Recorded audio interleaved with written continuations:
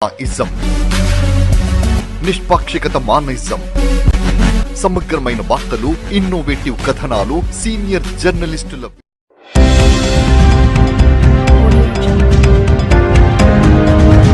రాజ్యాంగం మీద ప్రమాణం చేసిన వాళ్లే రాజ్యాంగాన్ని పాటించడం లేదని సిపిఐ ఎంఎల్ న్యూ డెమోక్రసీ రాష్ట్ర కార్యదర్శి వెంకటేశ్వరరావు అన్నారు. వరంగల్ నగరంలోని ఎల్బీ నగర్లోని అబ్నుసాల్లో సిపిఐ ఎంఎల్ న్యూ డెమోక్రసీ ఆధ్వర్యంలో భారత రాజ్యాంగం, ఆదివాసీ హక్కులు, శాంతి చర్చలపై రాష్ట్ర సదస్సు నిర్వహించారు.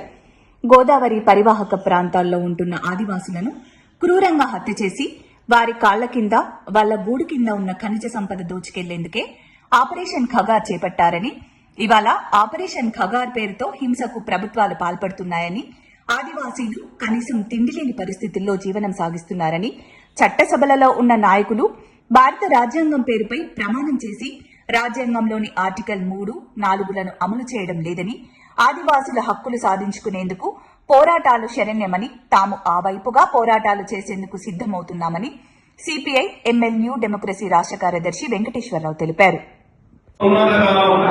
ఈ కులాలు, మతాలు ముందుకు తీసుకొచ్చి ఈ పాసినటువంటి పరిస్థితి చూసాం. దీనికి మొత్తం కారణమేది పాసిజం.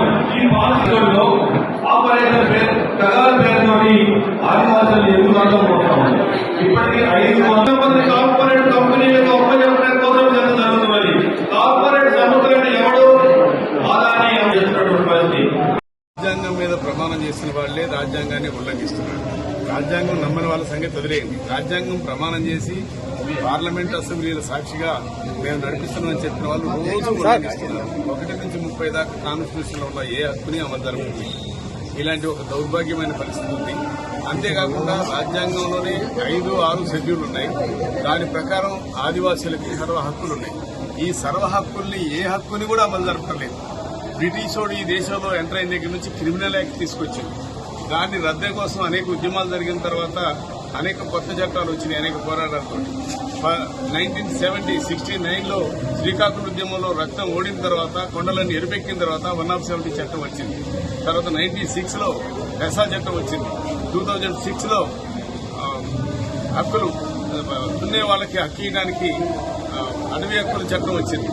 దానికి అమెండ్మెంట్ పేరుతో తీసుకురావడానికి కోషిష్ చేస్తున్నారు.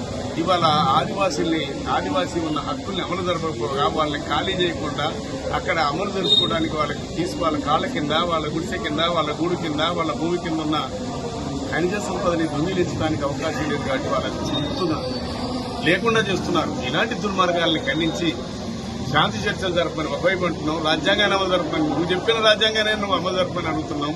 అందుకే ఆ విషయాల్ని కొనసాగింపుకే మేము ఆ విషయాల కోసం ప్రజలందరి దృష్టికి తీసుకోవడం కోసం ఈ సదస్సు ఏర్పాటు చేశాం. అంతేకాకుండా దీనికోసం ఫైట్ చేస్తున్నాం.